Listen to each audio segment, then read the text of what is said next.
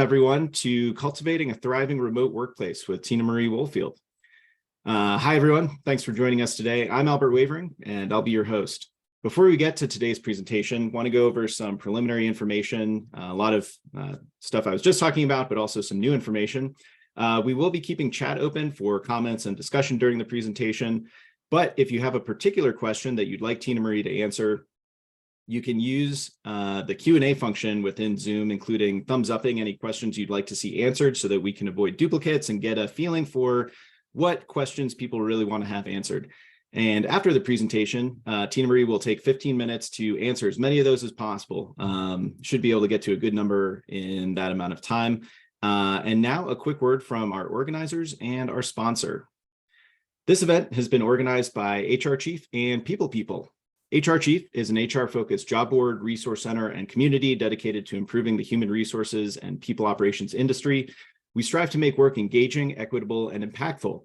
We empower people leaders to make a positive difference in their roles. And you can check out HR Chief at hrchief.com. And People gives HR, people ops, and recruiting professionals a place to connect, ask questions, share best practices, and learn from one another.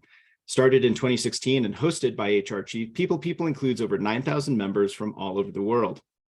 Apply to join the community at getweirdly.com/people-people. That's a funny URL, and I will drop it in the chat so that everyone can see what it is.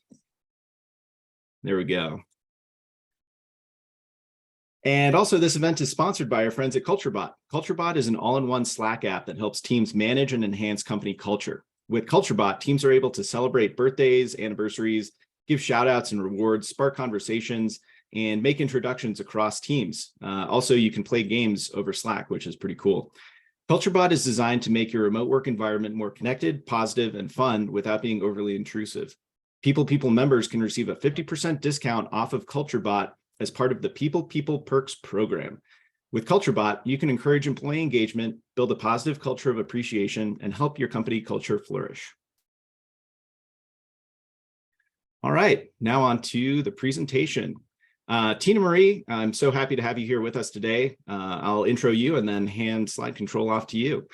Tina Marie is a passionate champion of human resources, leadership, and talent management with over 25 years of experience in the human resources profession, serving as the Chief People Strategist at Timo. Tina Marie received her MBA with a concentration in human resources management from Walsh College. In addition to holding both the SHRM SCP and SPHR professional certifications, she is a neuroscience-based coach with a certification in applied neuroscience by Key Change Institute. Aside from founding the HR Unite community, Tina Marie is an HR storyteller, frequent speaker on HR and leadership topics, and author of Stop, Collaborate, and Listen, Developing Impactful HR Partnerships Through Collaboration. On to you, Tina Marie. Well, I am extremely excited to be here and have a conversation with you on a topic that I'm pretty passionate about because I've been working in a remote environment before remote work was cool. So hopefully today our goal is to have a conversation, give you some tips, tools, and areas of opportunity if you are an organization struggling with this topic because it's either everybody needs to come in or nobody wants to come in and how we navigate that. All right, so we tested this. It's technology, friends. There we go. I love it when technology works. So I want to start off our conversation about where we've come since remote came to the forefront in the workplace. And that I can tell you where I was on March 12th, 2020, when ultimately the state of Michigan at 10 o'clock at night shut down. And as of the next day, we were faced with what do we do with our employees? We thought it was going to be a couple days. So what we did was what looks like my kitchen junk drawer. We threw together what we could to make things work. We leveraged the tools, the technologies, whatever we could get our hands on, and thought that we were basically navigating some bumps that were pretty brief in duration. And so what our remote workplace policies or our protocols look like today is not necessarily a reflection of the work environment we are. The reality is this remote landscape has changed the way we approach work. So we need to clean up that junk drawer. We need to kind of reassess how we define work. And ultimately, that starts with what the definition of work is to begin with.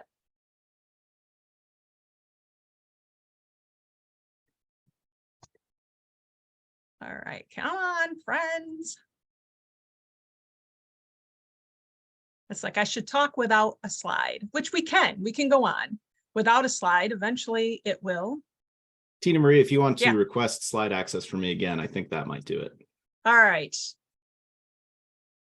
Request. We had it for a minute. If not, I'll be like, hey, Albert, can you click? Can you be my Vanna White? Can do it old school. I've done some of those. But do you know what this highlights is ultimately when you run into like little snags like that, which life happens. This would be no different if we were hanging out in a room by a beach somewhere at a nice cozy conference center. Sounds lovely. Things happen in a workplace. So ultimately, when we've stumbled with tools that have worked or haven't, it shouldn't ruin our entire remote experience, right?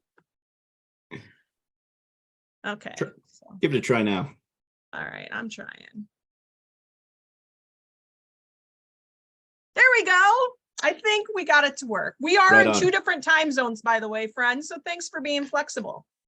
So how do we evaluate what does work look like and does it make sense for our organization? So ultimately, you have whispers, nudges, kicks, and shoves. And if we go back 3 years, because there were employers working remote because it made sense. So remote isn't new. I mentioned I've been working remote for approximately 13 years. I started working, my first remote role was in 2010.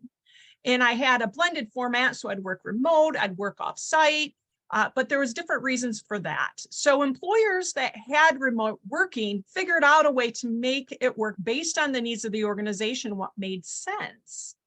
But as I mentioned, we've navigated past this chaos of many of us that got kicked or nudged into remote, and we have this perception of remote, but we haven't really defined truly what does remote mean in our organizations.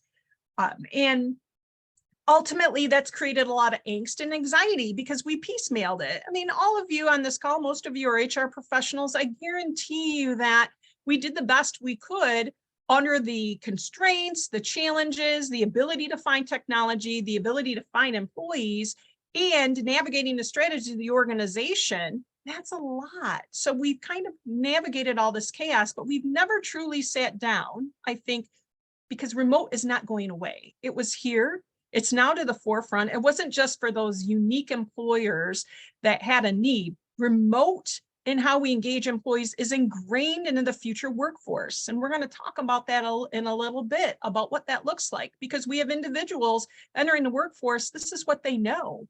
They went through school where they had a virtual remote school classroom setting.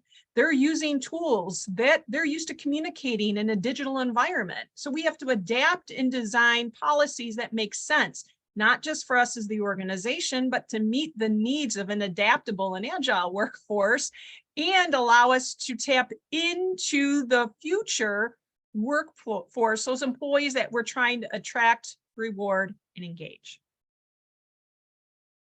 So I am a profound data nerd.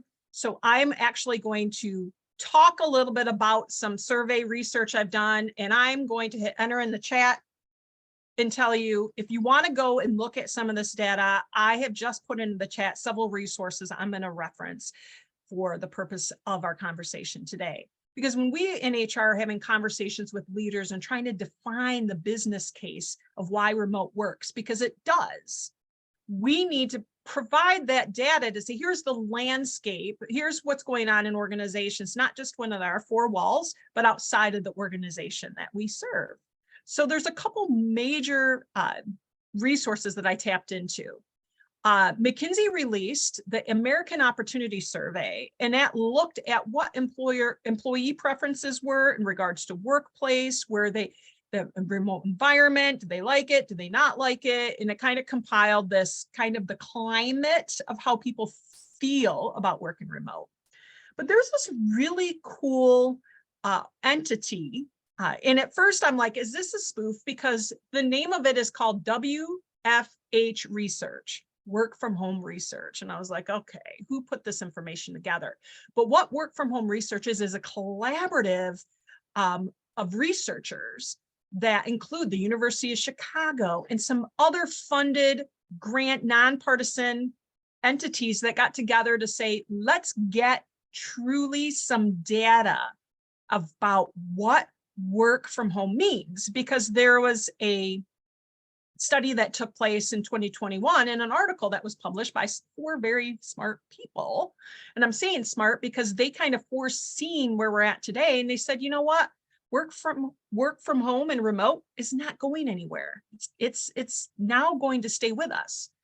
So if you really want to see the dynamics, work from home research puts together some survey data. They do it monthly. I'm going to show you some from March because that was the last information out. But it also gave me the stark reality of work from home started and it has been going on since they started collecting data in 1965. Now I'm thinking those work from home people might have been, the retail door-to-door sellers, our Avons, our Tupperwares, but there's people that have been working outside of the workplace at a home setting or somewhere outside of the actual work location since 1965. Prior to COVID, prior to 2020, that number in 2019 was 4.9%. So this is not a new concept. And this is something that we have to hopefully, familiarize ourselves with our leaders. Because then we also have this, and I call it the word on the street, and this is the subjective interpretation of what's going on in the workplace. And subjective interpretation is meaning I am going out and I'm talking to a bunch of my friends today. So all of you are friends and I'm saying, hey, what are you doing? And I said, well, this is what we're doing. So because 2 of you said that's what you're doing, it means everybody's doing it. So we have individuals out there that are kind of making their own perception based on their own reasoning, which is okay. We want to have conversations with those people to understand the rationale of why they are for, against, or not open to the concept of remote work. All right, so let's talk a little bit about the survey. So work from home research, and this really brilliant, those 4 brilliant people I mentioned, if you want a good scorching reader, and actually I found it very interesting, but it's a paper that came out in 2021, a white paper called Why Working from Home Will Stick. And it was published by the National Bureau of Economic Research. And so those individuals, this is we're a year into COVID, but what they started doing is they started pulling data and looking at various segments of our workforce to identify, how popular is this format? Is it by number of days you're working remotely? Is it by segment of job? Is it by hourly? Is it by salary? And we started diving into this whole concept of data. But I want to show you what I find interesting by the survey on the screen. So this was from a period of 12 months, January 22 to March of 23. And it's the percentage of employees that are fully remote.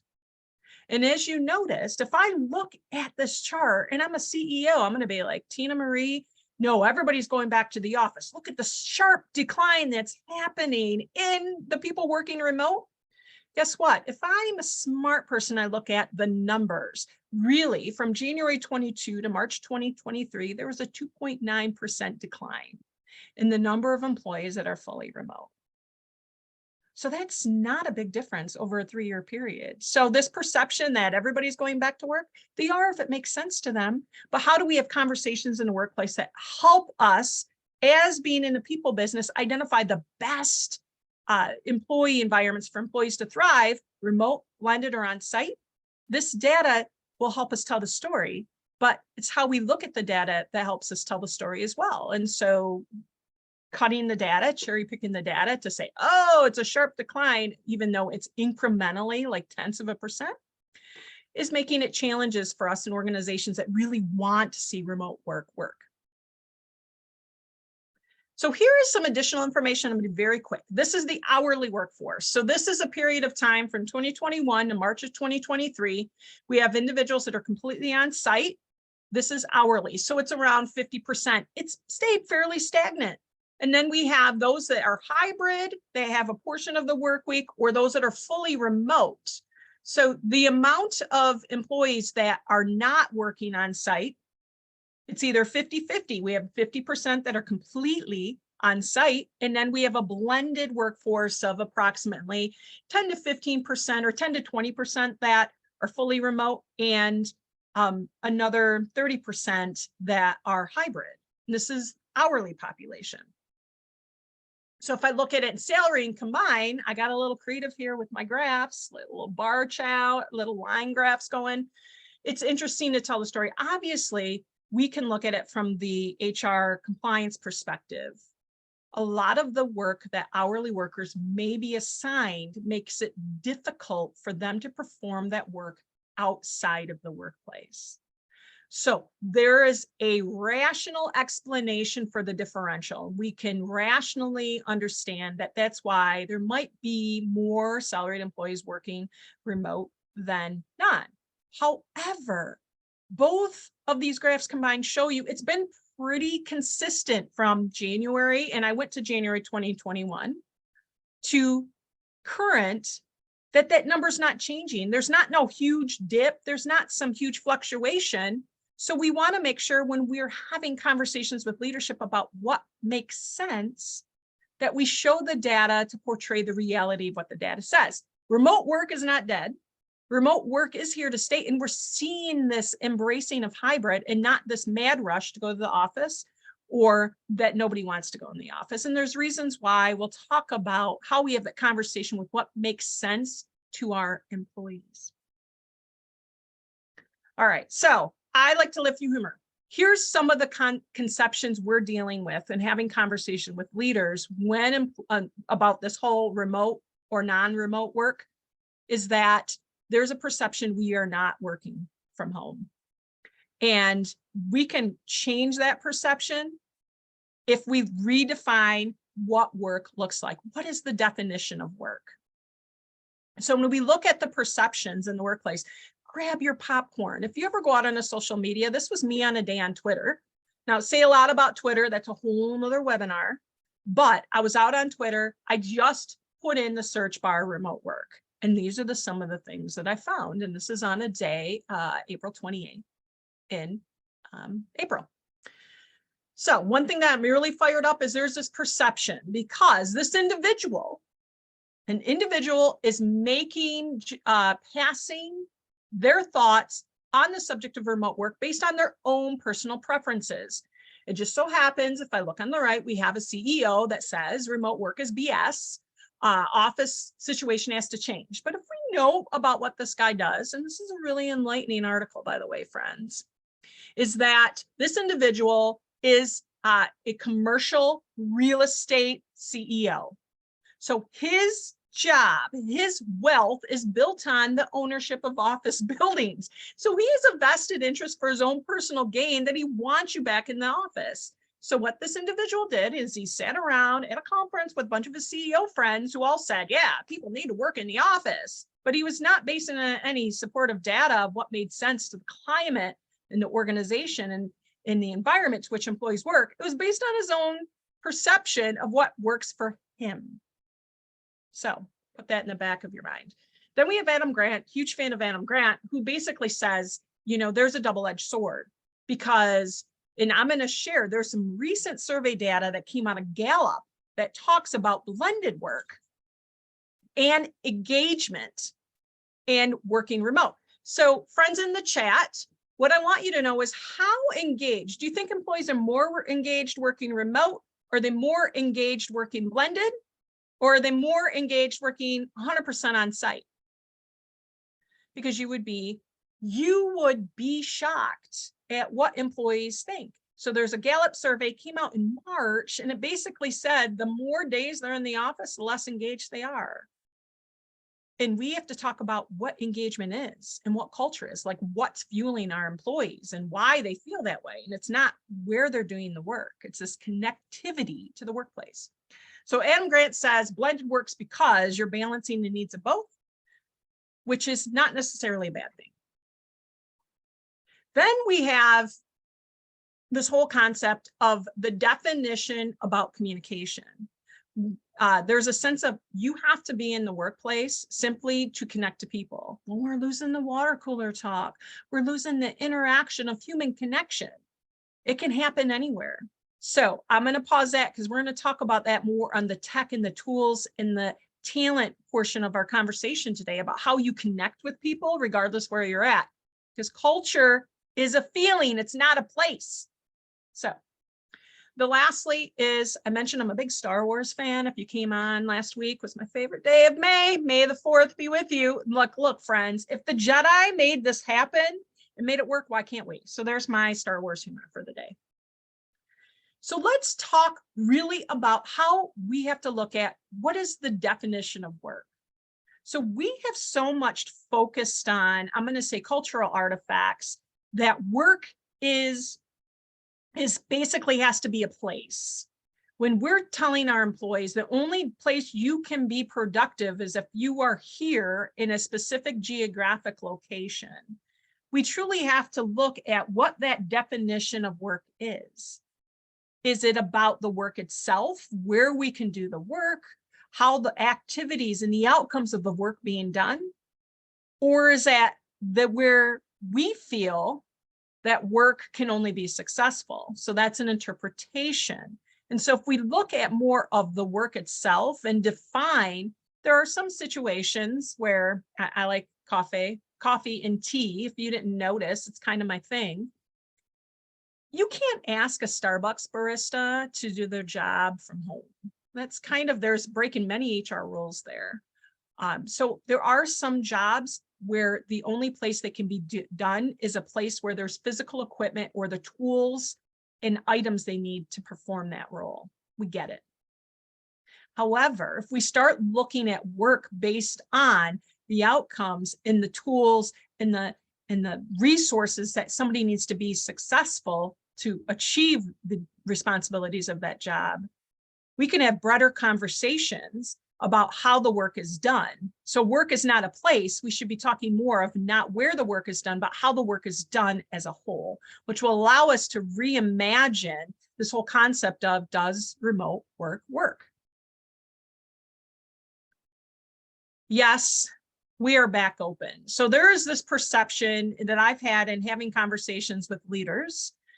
Recently had a conversation with an organization that I partner with. And that conversation was, we can't have employees working remote. And we asked the leader, well, why? What are your concerns about it? Well, they have to be in the office in case I need to send a fax. Facsimile, Albert, fax. You know that thing that used to dial with a phone that now it's 2023 and you can fax from your computer anywhere. Amazing. Now we understand some government entities and some things you do have to physically do a fax, but that was the whole perception of why they said no. I might need somebody to send a fax for me. Well, guess what? If you have flexible workplace, maybe you ask somebody, or there's somebody else in the office, or there's other ways to navigate that conversation and said, nobody can work remote because I need somebody to do this for me. So there's a sense of employees don't want to come back into the office. It's not necessarily the case. Sometimes it makes sense. There's a sense of we have people that don't want to work. That is another fallacy. But if we have conversations about how we structure the work and make it, again, about the work itself and not about my preferences as a leader, we can have more engaging conversations and engage our culture differently when it comes to where the work is done. This is a challenge because the people making the decisions are making them based on decision on what works for them versus what makes sense for the organization and what makes sense for their team. Plus, it's 2023. I would hope most people know how to send a fax. No offense to that person. Again, that's what we're here for. We can train them. So culture. When we think about engaging culture and engaging individuals, regardless of where they sit in the organization, regardless of where you're coming to us today, we are connected in a digital platform. Culture isn't an object or a place. It is a connection. So the fallacy or the misperception that we have to help leaders rethink when we look at where and how work is performed is that the sense of, well, if people aren't in the office, we don't have a culture.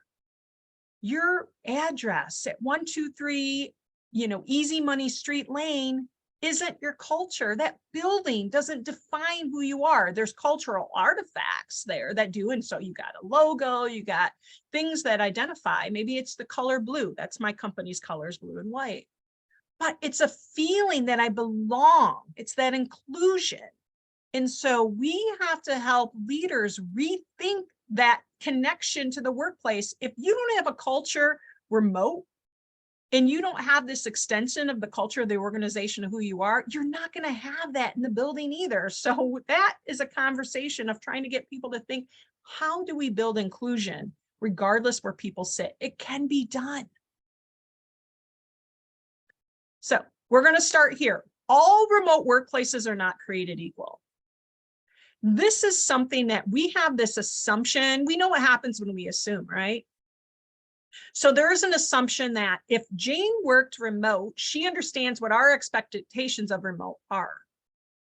Jane may have worked in an organization that had a tech infrastructure that was really good, that put things into place to support communication, culture, connection.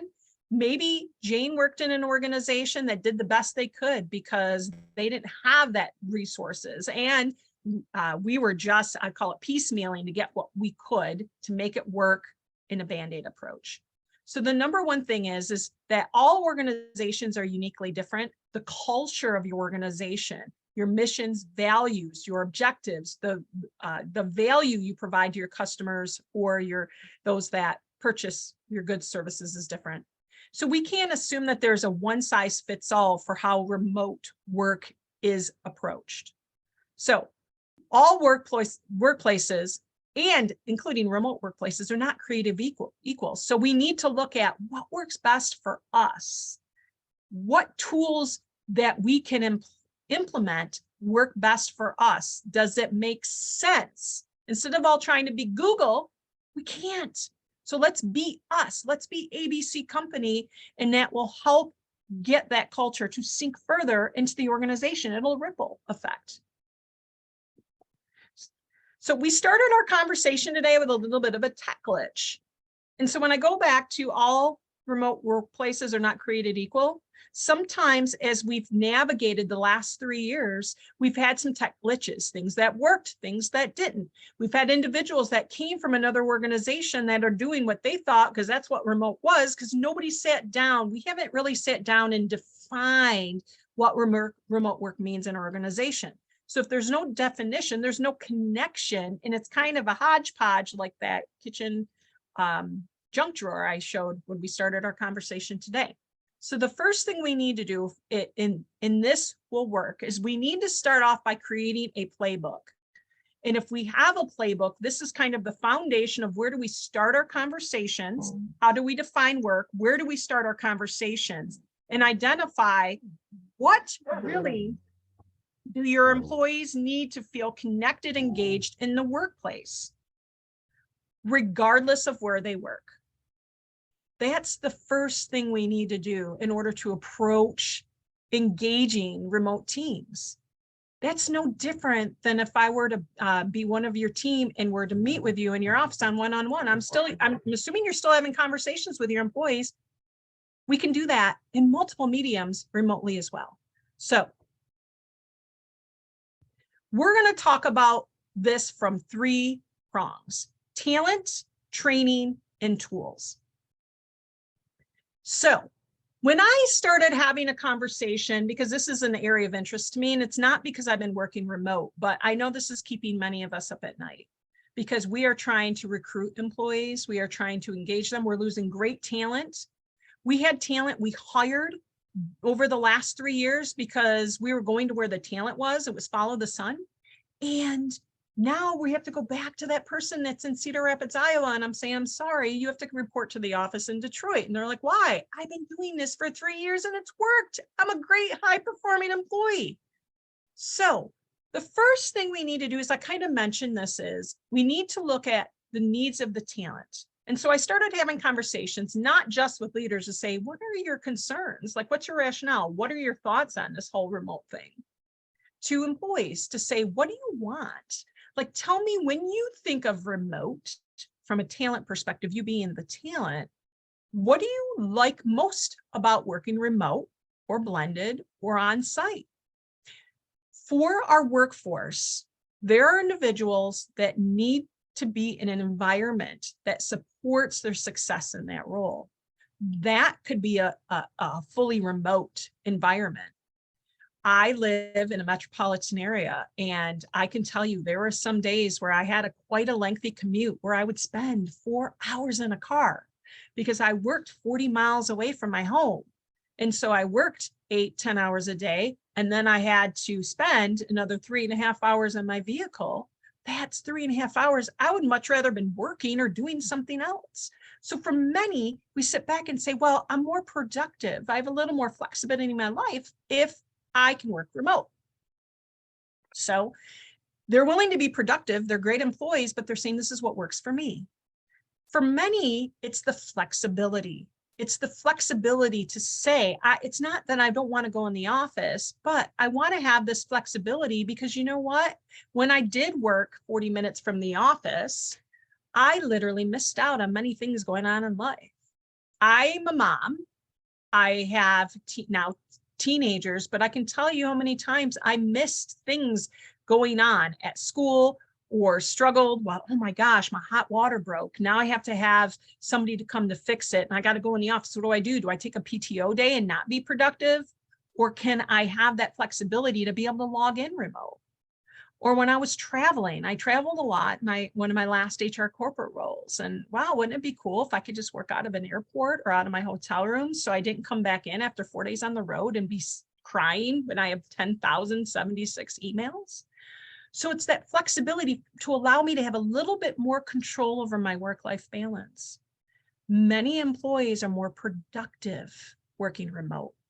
They're actually work harder than they do if they're in the office. And it's not that they don't want to connect with people, but let's look at the needs of these individuals and ask employees, well, what are your thoughts?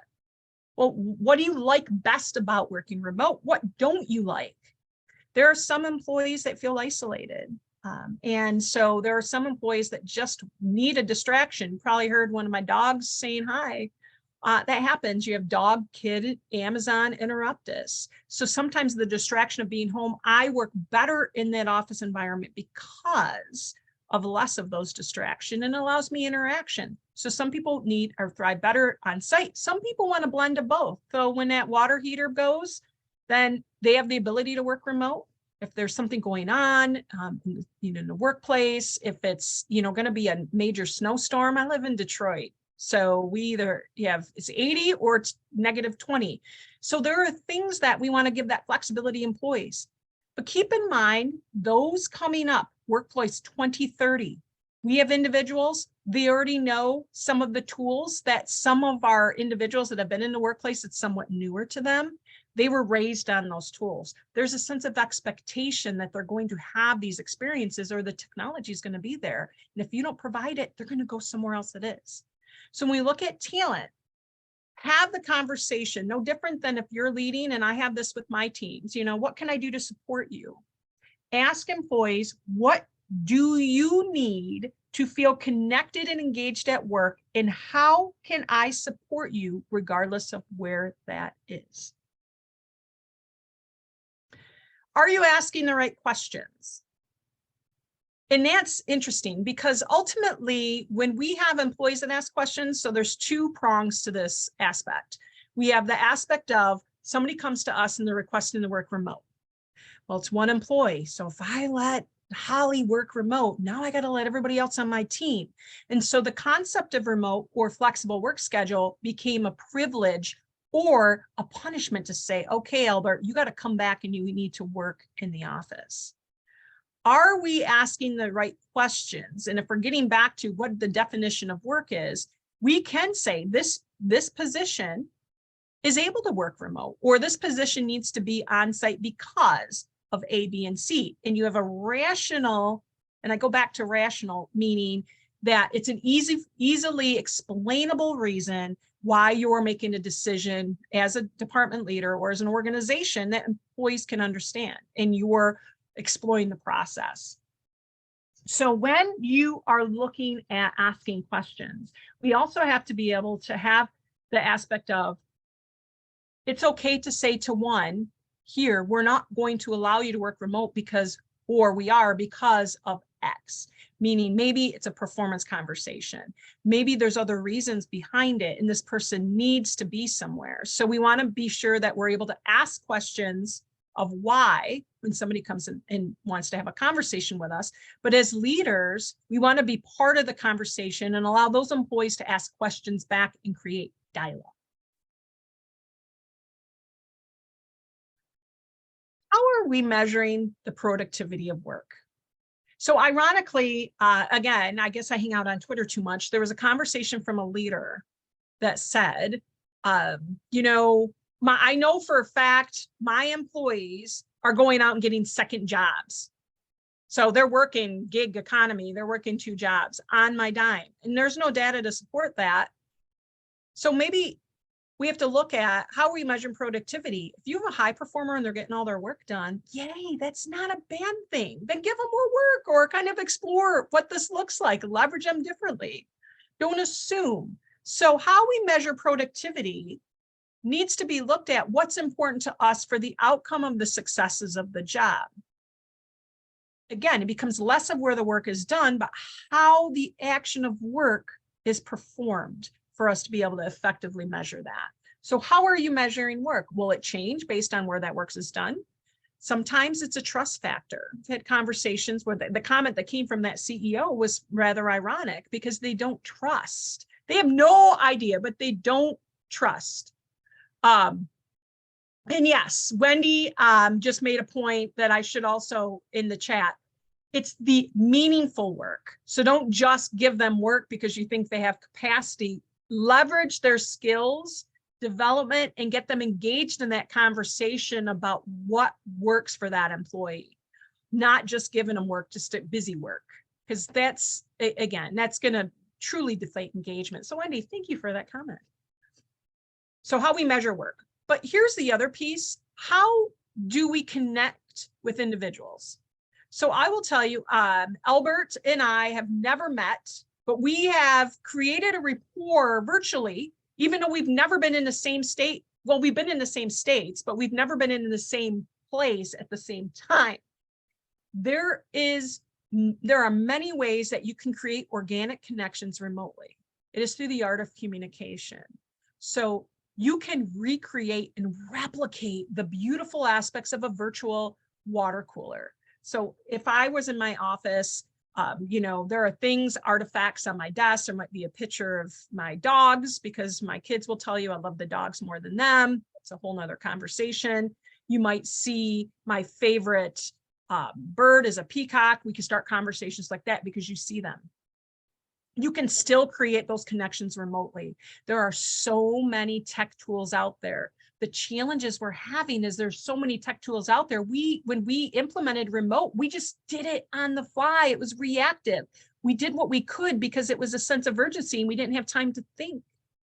We have not sat down and we haven't trained our managers to engage others using all of these really cool ways to create organic connections. I applaud the person in the chat that asked about Albert's coffee mug with that sailboat. There's a story behind it that created some dialogue. That's a remote connection. So part of our challenge is technology seems very sterile on the surface, but the people using the technology are people.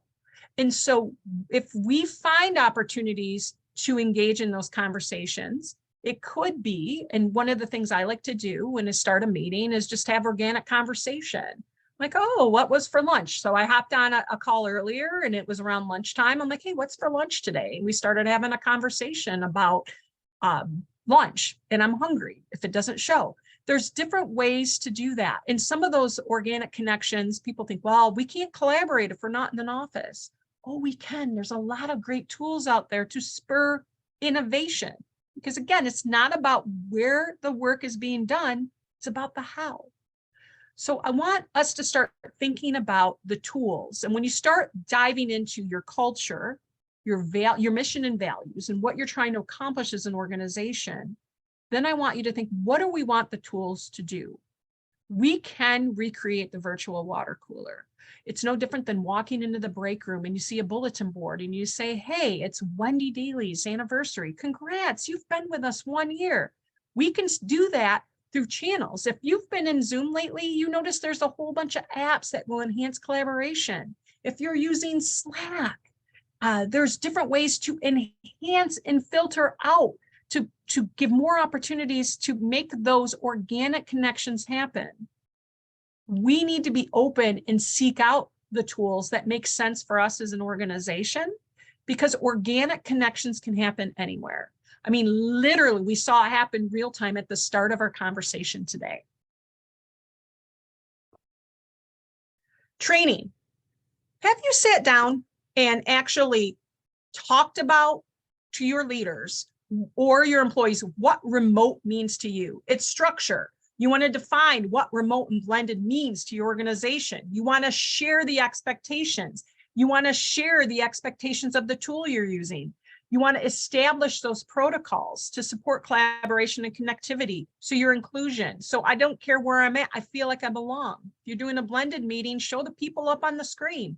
It's easy to do. So you can have people in a room, you can have people on a screen. You want to identify the environment that individual employees need to be successful. Some people do get anxiety from technology. There may be mechanisms. Here's something where I would encourage you not to do. Choose the best platform. We have many individuals on this call today. It would be best in a webinar, not in a full Zoom where everybody has the ability to jump in. You're requiring all 800 of your employees to be on camera. Find the best environment that allows employees to be themselves and bring themselves into your work environment to be successful. How you build it, how you put that structure, that is important. Expectations. So I will say one of the struggles I have in working remote that I make sure I communicate to my team is this. It's so easy, 10 o'clock at night, when your team gets knocked out of the Stanley Cup finals. I was, again, friends, I cried when the Maple Leafs got knocked out earlier this week because I'm a Leafs fan. Then I started scrolling and sending emails. I don't expect my team to be able to do it, but there's a sense of expectation that we have to have our employees that are remote be on all the time. They have to be productive and working all the time. That is not the case. You want to create the structure that tells employees what the expectations are. If you create and use Slack and have channels and you have things like Cultivate that will allow you to connect with employees for recognition. Yes, recognition can happen anywhere. Spontaneous. Let me say thank you, happy birthday, happy Taco Tuesday. It can happen anywhere, but you want to put the structure in place and build it so it doesn't become a burden or it doesn't become a black hole and nobody uses it. And then you say, well, it's not being utilized, so we got to bring everybody back to work. So put the structure in place so you have the guardrails so employees know what the expectations are and what the expectations aren't.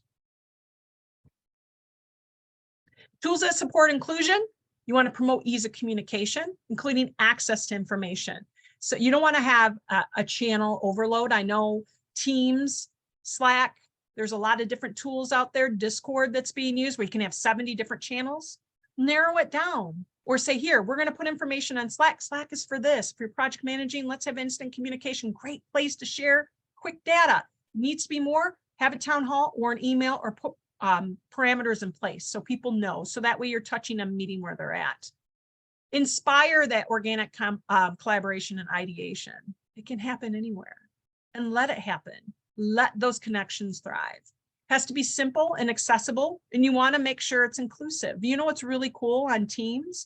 If you didn't know, you can have closed captions, just like on this webinar with Zoom.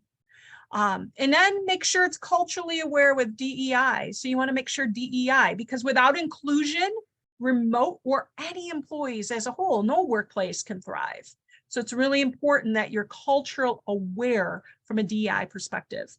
Tech anxiety and paralysis happens, especially when people are not comfortable with the platforms. So train them, teach them, let them get familiar, let them figure it out, and let them test drive it so they get that comfort level. Asking the right questions is important.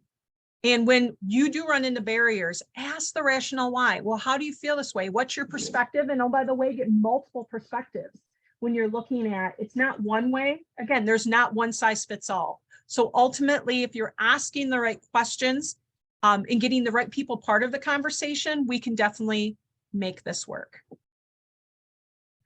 The last piece is this: we cannot assume people know or have been trained or understand how technology works. We can't assume that they're computer savvy. We can't assume that they are or are not and have the capabilities to communicate with each other. So we have to go down to the foundations of what culture means. If culture is a feeling, it's an inclusion, then are we finding ways, regardless of where people are at, to have that conversation?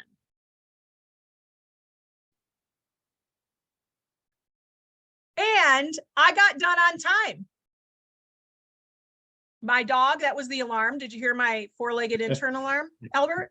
Right. Yeah. Right on time. Thanks very much, Tina Marie. Yeah, I've always worked in hybrid or remote workplaces for my entire career. And one thing I didn't realize as an employee was the amount of planning and infrastructure and thinking that went into supporting that kind of work and making that happen. So thanks for sharing that perspective. And I think I have a newfound appreciation for the HR side of it. That's our goal. Absolutely. Okay. Well, thanks so much, Tina Marie. I'm going to open up a quick post-presentation poll here. Let me launch this. And you all should be able to see it. We have some options for follow-ups here. Thanks again to CultureBot for sponsoring this event. As a reminder, CultureBot is an all-in-one Slack app that helps teams manage and enhance company culture. With CultureBot, teams are able to celebrate birthdays and anniversaries, give shout-outs and rewards, spark conversations, a lot of that sort of water cooler type conversation and connection that happens organically in an office, but in Slack, in your remote or hybrid setup. If you'd like to request a demo, please let us know in this poll here. And again, if you're a member of the People HR community and you're a member of the People Perks program, you can actually get 50% off of your CultureBot subscription. So a nice little perk there. Tina Marie, you are also open to connection and collaboration. If you'd like to connect with Tina Marie, she'll be sending out a post-presentation, post-webinar email. But if there's something specific that you'd like to talk to Tina Marie about, drop a vote in this follow-up poll, and she'll take your information and follow up with you there.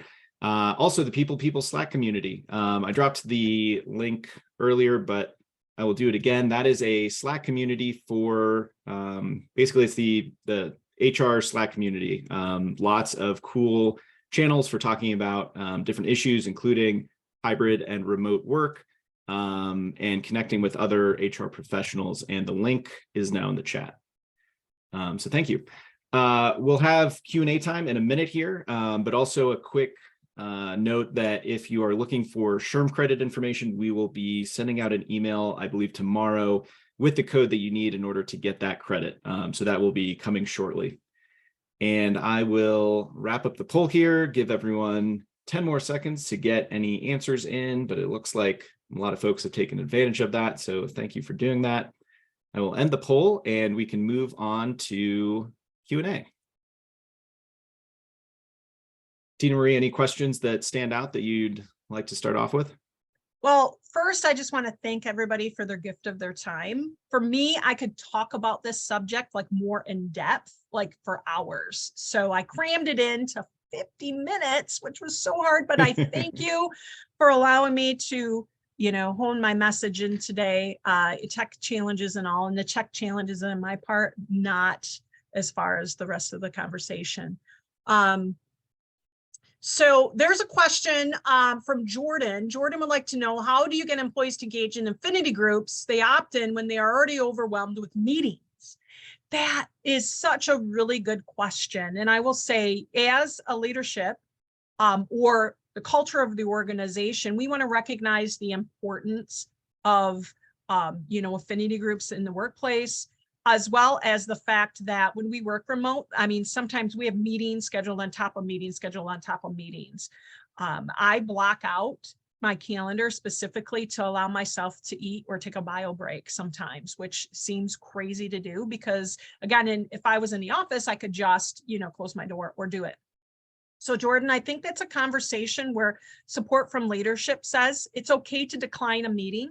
It's okay to say no or to ask, can you reschedule? Again, I want to participate, but so sometimes we have a culture of not being able to say no. And I think we need to also emphasize the importance of participation in those groups, especially when it comes to inclusion and connectivity and allowing the organization to grow and evolve from a culture perspective.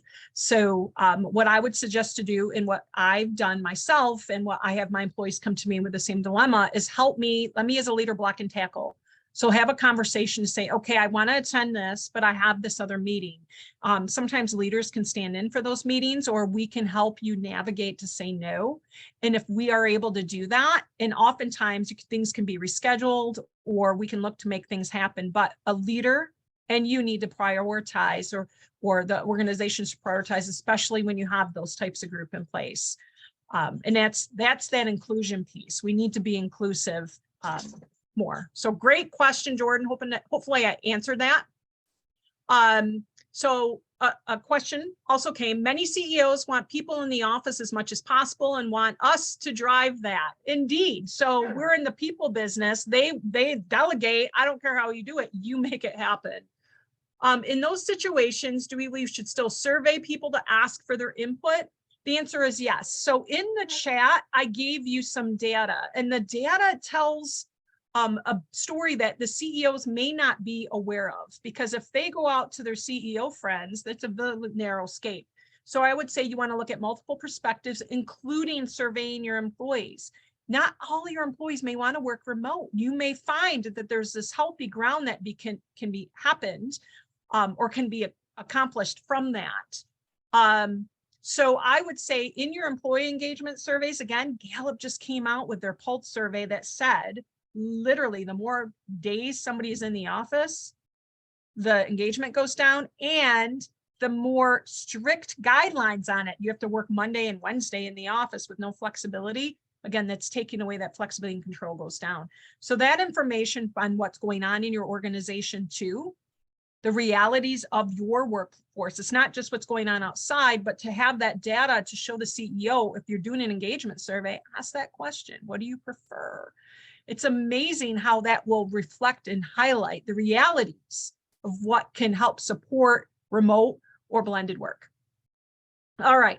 And we have another question.